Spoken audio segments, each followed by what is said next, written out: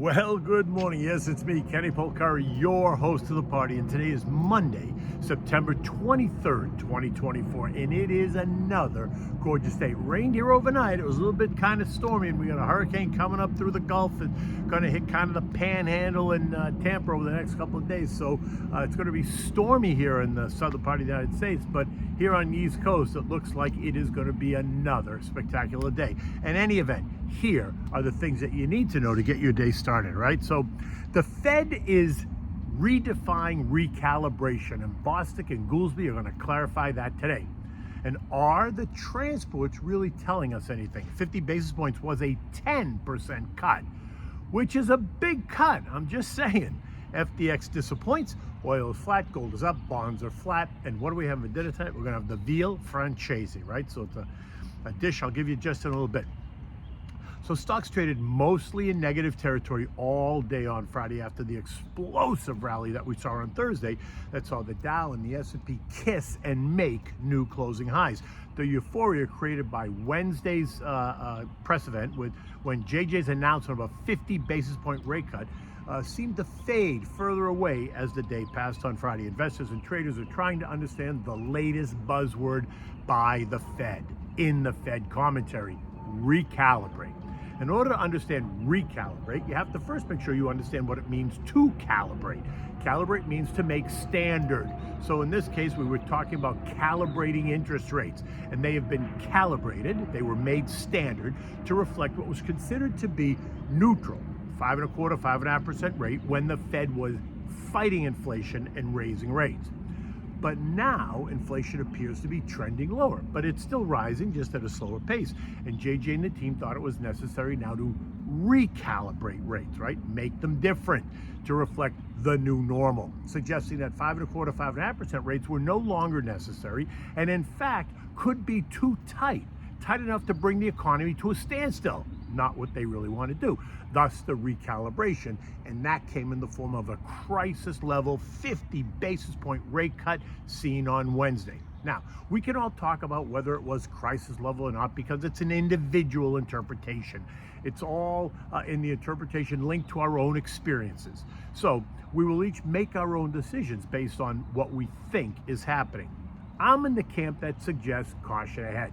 Not to go all in as if you've been FOMOized, because you have not. Remember, it's all about the plan and sticking to it. And on Friday morning, I was on Stuart Varney on Fox Business, and he asked me that very exact question. You can see the clip on my Twitter, at Kenny Polcari. In any event, at the end of the day, the Dow did add 38 points, yet the S&P lost 11 points, and Nasdaq gave up 66 points. The Russell lost 24 points. The transports got absolutely crushed, down 577 points, or 3.5%, while the equal-weighted S&P gave back 28 points. Now, for me, the transports are key here. They are whispering or maybe screaming in your ear to remain vigilant. The idea that the transports, which are now down 1% on the year, had this violent reaction suggests to me that you just need to be a little bit cautious. It's like the sign that the janitor uses, you know, the one that says caution, slippery when wet, the one that has the guy kind of falling and his legs go up in the air and he lands on his head. Yeah, that one. That's what the transports are warning us about, right? Weaker transports suggest that the economy may be weakening, and a weaker economy would mean less things to transport. And if you have less things to transport, that suggests that demand is weakening. And if demand is weakening, that then means that the economy is weakening. It's all kind of a vicious circle, right? Which is why I'm in that crisis level camp. You know, that 50 basis point move was fairly big, right? It's a big move considering we were only at 5.25%. I mean, it's not like Fed funds rate were at 8 or 10%. 50 basis point represents a 10% move in the race. Just do the math, right? 50 basis points divided by 5.25 is 9.5%, which is really, you round up, right? So you're going to make it 10% because that's what they taught me in fourth grade. In any event, I say this because when interest rates were 21% back in 1982 and the Fed chair cut rates, he also cut them by 10%, which was equal to a full 2 percentage point move. And that brought rates down to 19%. And they continued falling until they reached the 4 to 6% range in October of 1991. In fact, 9 years. Very different from where we were on Wednesday morning, right? 5.25% is not 21%. I'm just saying. In any event, it is what it is. So let's just move on, because guess what? We ain't going back, at least not now. Now, we also got a number of disappointing earnings reports, and the biggest one, in my opinion, that stuck out to me was FedEx. FedEx is an economic bellwether in the United States. It fell by 15%, helping to drag the transports lower. And the headline speaks exactly to what I referred to, right? Here's the headline. FedEx slumps as lowered outlook offers economic warning sign. Bingo, there it is. A bellwether is an indicator or a predictor of something. FedEx is a major U.S. and global transport company, and so it is an indicator of the health of the economy. If business slows down at FedEx, then it can be an ominous sign about the direction of the U.S. economy, which speaks once again to that 50 basis point rate cut. Now, bonds really didn't do much on Friday. The TLT was down 0.4. The TLH lost less than 0.1%. The 2 years now yielding 3.59%. The 10 years yielding 3.75%.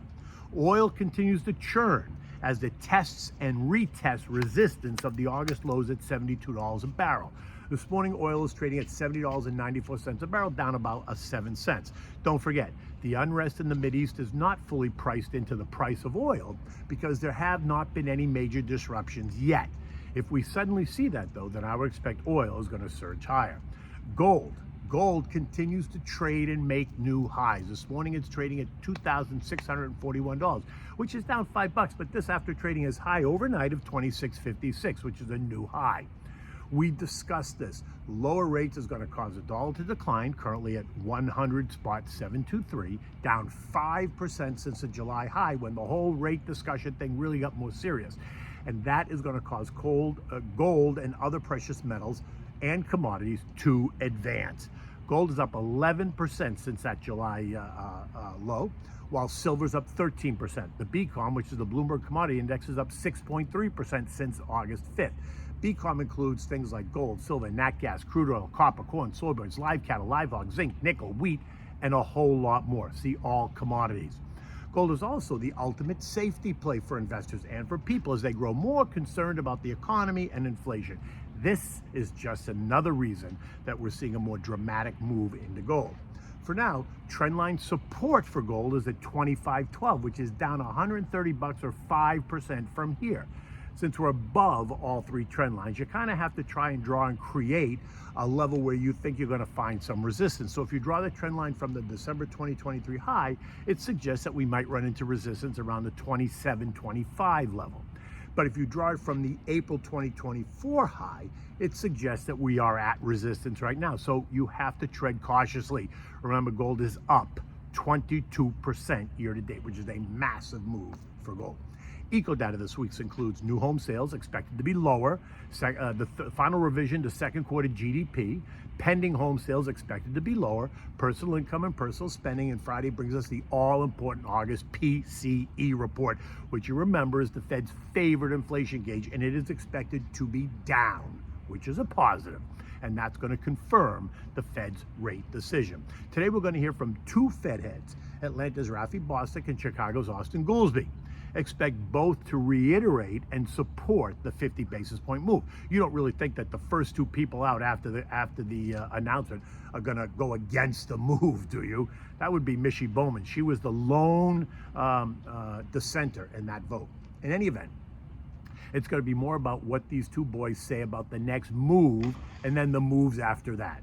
Will they suggest or clarify what the new neutral rate is? Now, U.S. futures this morning are up. Dow futures up 40, the S&P's up 10, the Nasdaq's up 50, and the Russell's up 6. Keep your eyes on Palantir today. It's up 116% year to date, and it is now officially a member of the S&P 500. The stock is up 22% since that announcement was made last month, and more and more people and institutions pile in. Intel, it's down 56% this year. It's also going to be quite active today.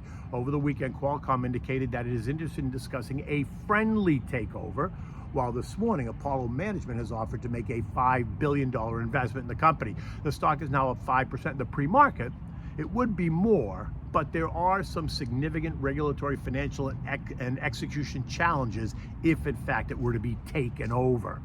European markets are mixed. Germany's up 0.3, Italy is down 0.2. German and French business activities are in decline, and that suggests that the continent's two biggest economies are having trouble.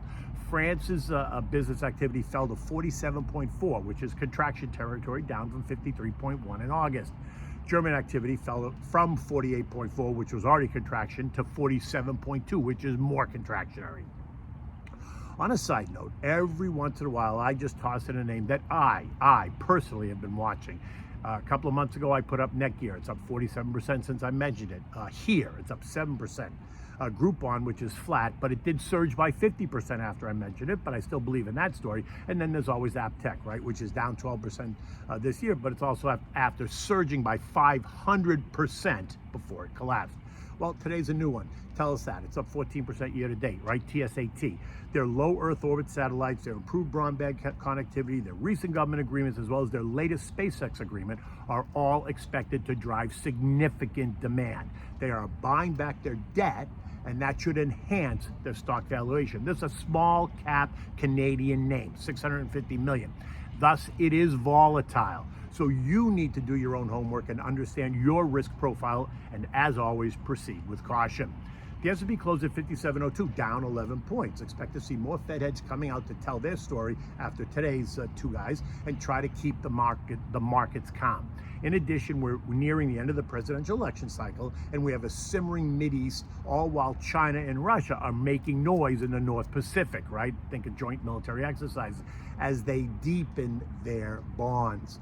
1 week from today is the end of the quarter, so expect lots of window dressing this week as portfolio managers dress up their portfolios for the marking period. And then we have October, which is about 35% more volatile than the other months in the year. And then we have the final weeks of the election, all while early voting has already begun in some states. So there is a lot to talk about, and there is a lot in front of us. Now, don't let your emotions get the best of you in either direction, right? Building a strong, well-diversified portfolio takes time and commitment. So you want to stay the course, right? That's what I always keep reminding you, stay the course. Build that strong portfolio. Talk to your advisor if you're nervous or anxious or worried about kind of what you own or where you're going, or maybe more caution you might want to take. In any case, what do we have for dinner tonight? We're having the veal francese. You know, one of my readers asked me if I had this recipe, so I said sure, and I was going to post it, right? This is a favorite, and so I hope you enjoy this. It's kind of simple to make, but it is, it's a little bit of work, but it's very good. For this, you need 1 lemon juiced. You need 1 lemon sliced into slices just for garnish. You need 2 eggs beaten in a separate bowl. You need 1 pound of thin sliced veal cutlets, boneless, right? You want about 8 cutlets or so.